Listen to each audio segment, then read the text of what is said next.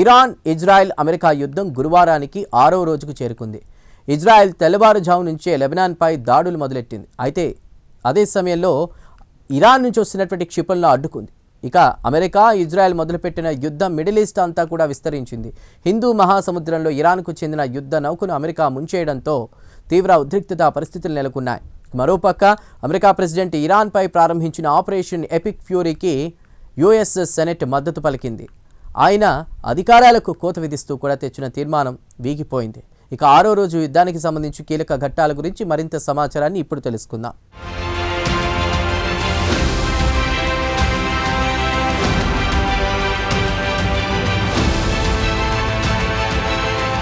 గత శనివారం నాడు అమెరికా, ఇజ్రాయెల్ కలిసి Iran supreme leader Ayatollah Ali ఖమేనీని బాంబులతో అంతమొందించిన తర్వాత అప్పటి నుండి పరిస్థితులు పూర్తిగా అదుపు తప్పాయి. బదులుగా ఇరాన్ ఇటు ఇజ్రాయెల్తో పాటు గల్ఫ్ దేశాలపై దాడులు ముమ్మరం చేసింది. దుబాయ్, ఖతార్లపై నిరంతరం దాడులు చేస్తూ గల్ఫ్ దేశాల ఆర్థిక మూలాలపై దెబ్బ కొట్టాలని లక్ష్యంగా పెట్టుకుంది. ఇక తాజాగా గురువారం నాడు ఇజ్రాయెల్ లెబనాన్ రాజధాని బీరూట్పై బాంబుల వర్షం కురిపించింది. అలాగే ఇరాన్ నుండి వస్తున్న మిసైల్స్ను అడ్డుకుంది. ఇక ఇజ్రాయెల్ దాడుల్లో ఇరాన్లో ఇప్పటి వరకు సుమారు 1000 మంది పౌరులు ప్రాణాలు కోల్పోగా లెబనాన్లో 70 కంటే ఎక్కువ మంది ప్రాణాలు కోల్పోయారు. ఇక ఇజ్రాయెల్ విషయానికి వస్తే సుమారు డజన్ కంటే ఎక్కువ మంది ప్రాణాలు కోల్పోయారు. ఇక అమెరికా, ఇజ్రాయెల్ వాదన విషయానికి వస్తే తాము ఇరాన్ అగ్రనాయకత్వాన్ని మాత్రమే లక్ష్యంగా చేసుకుని దాడులు చేస్తున్నామని తమ చర్యను సమర్థించుకుంటోంది. ఇరాన్ న్యూక్లియర్ ప్రోగ్రామ్ను పక్కన పెట్టే వరకు దాడులు ఆపేది లేదని, తమ అంతిమ లక్ష్యం ఇరాన్లో ప్రభుత్వాన్ని కూల్చడమని ఘంటాపథంగా చెబుతున్నాయి. ఇక గురువారం ఉదయం టెల్ అవీవ్పై ఇరాన్ భారీ మొత్తంలో మిసైల్స్ ప్రయోగించింది. దీంతో టెల్ అవీవ్తో సహా పలు పట్టణంలో హై అలర్ట్లు ప్రకటించింది ఇజ్రాయెల్ ప్రభుత్వం. అయితే ఇరాన్ ప్రయోగించిన దాడుల వల్ల ఇజ్రాయెల్లో ఎలాంటి ప్రాణ నష్టం జరగలేదని వార్తలు వస్తున్నాయి. అయితే ఇరాన్ బహ్రెయిన్తో పాటు కువైట్పై దాడులు చేస్తోంది.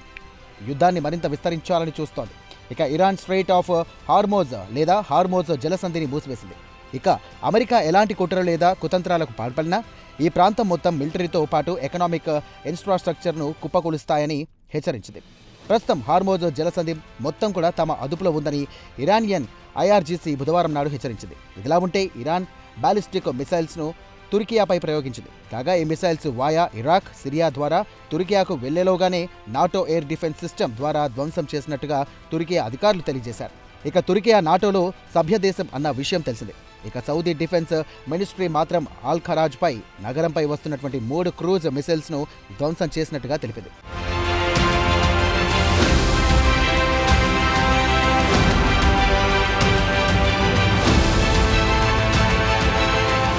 ఇక ఇజ్రాయెల్ గురువారం ఉదయం బీరూట్లో హెజ్బొల్లా స్థావరాలపై దాడులు చేసింది. బీరూట్లోని స్థానికులను వెంటనే ఖాళీ చేసి వెళ్లిపోవాలని ఆదేశాలు జారీ చేసింది. ఇజ్రాయెల్ దాడుల్లో బీరూట్ ఎయిర్పోర్ట్ హైవేపై కారులో ప్రయాణిస్తున్న 3 వ్యక్తులు ప్రాణాలు కోల్పోయారని లెబనాన్ హెల్త్ మినిస్ట్రీ తెలియజేసింది.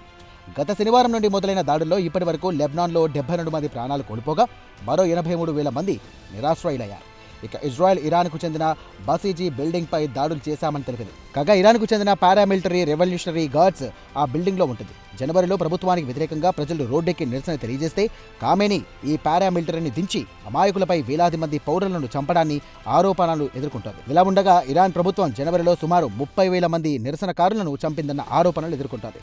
ఇక తాజాగా హిందూ మహాసముద్రంలో ఇరానియన్ యుద్ధ నౌకను అమెరికా సబ్మెరైన్ ముంచేసింది. కాగా అమెరికాతో పాటు ఇజ్రాయెల్ కలిసి ఇరాన్ భద్రతా దళాలపై దాడులను ముమ్మరం చేసింది.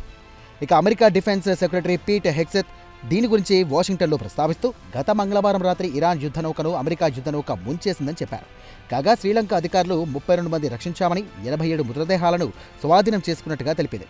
కాగా ఇరాన్పై అమెరికా, ఇజ్రాయెల్ విచ్చలవిడిగా దాడి చేస్తున్నాయని ఇరాన్ ప్రభుత్వం టెలివిజన్ తెలియజేసింది. దాడుల వల్ల అయాతుల్లా అలీ ఖమేనీ అంత్యక్రియలు వాయిదా వేయాల్సి వస్తోందని ఇరాన్ టెలివిజన్ వెల్లడించింది. గత శనివారం నాడు అమెరికా, ఇజ్రాయెల్ కలిసి ఇరాన్ సుప్రీం లీడర్ను చంపేసిన విషయం తెలిసిందే. ఆయన అంత్యక్రియలకు లక్షలాది మంది హాజరయ్యే అవకాశాలున్నాయి.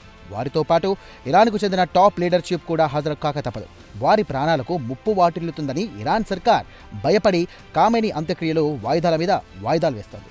ఇక అసలు విషయానికి వస్తే ట్రంప్ అధికారాలకు కత్తెర వేయడానికి సెనెట్లో ఒక తీర్మానం ప్రవేశపెట్టారు. ట్రంప్ ఇరాన్పై ఆపరేషన్ ఎపిక్ ఫ్యూరీతో మిలిటరీ యాక్షన్ వదిలిపెట్టారు. ఆయన అధికారాలను కోత విధిస్తూ తీర్మానం ప్రవేశపెడితే 47 మంది వ్యతిరేకిస్తే 53 మంది ఆయనకు అనుకూలంగా ఓటు వేశారని ఫాక్స్ న్యూస్ తెలియజేసింది.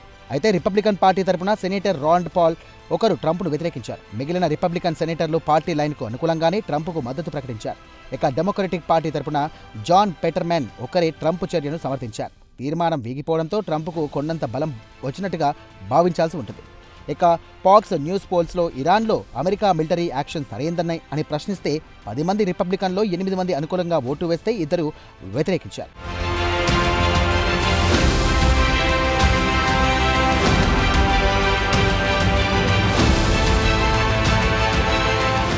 అదే డెమోక్రటిక్ పార్టీ విషయానికి వస్తే 10 మందికి గాను 8 మంది వ్యతిరేకించారు.